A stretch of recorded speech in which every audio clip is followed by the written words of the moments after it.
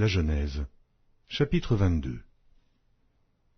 Après ces choses, Dieu mit Abraham à l'épreuve et lui dit, « Abraham !»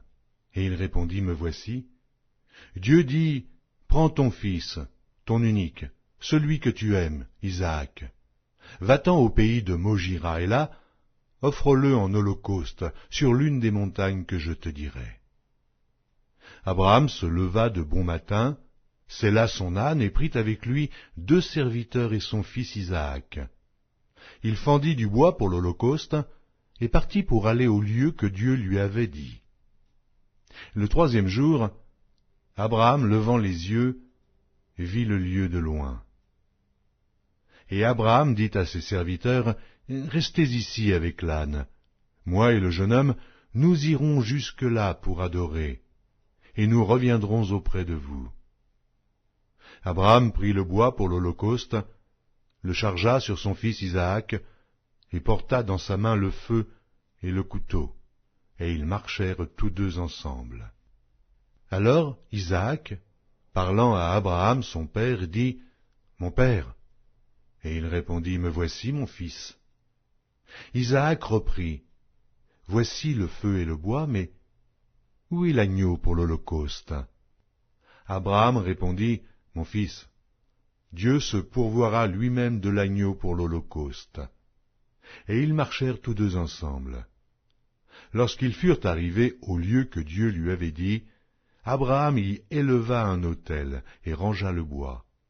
Il lia son fils Isaac et le mit sur l'autel par-dessus le bois. Puis Abraham étendit la main et prit le couteau pour égorger son fils. Alors l'ange de l'Éternel l'appela des cieux et dit, « Abraham, Abraham !» Et il répondit, « Me voici. » L'ange dit, « N'avance pas ta main sur l'enfant et ne lui fais rien, car je sais maintenant que tu crains Dieu, et que tu ne m'as pas refusé ton fils unique. » Abraham leva les yeux et vit derrière lui un bélier retenu dans un buisson par les cornes. Et Abraham alla prendre le bélier et l'offrit en holocauste à la place de son fils. Abraham donna à ce lieu le nom de Jéhovah-Jireh. C'est pourquoi l'on dit aujourd'hui, à la montagne de l'Éternel, il sera pourvu.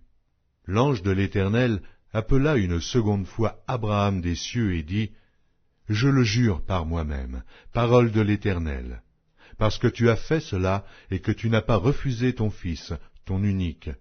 Je te bénirai, et je multiplierai ta postérité comme les étoiles du ciel, et comme le sable qui est sur le bord de la mer, et ta postérité possédera la porte de ses ennemis.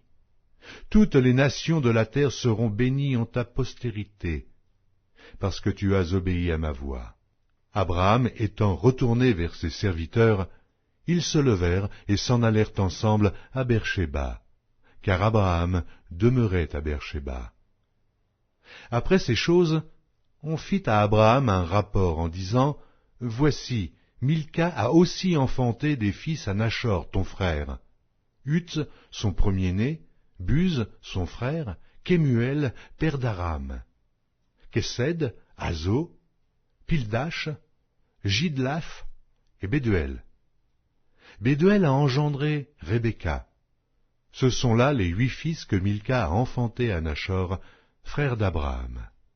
Sa concubine, nommée Réhuma, a aussi enfanté Tébash, Gaham, Tahash et Maaka.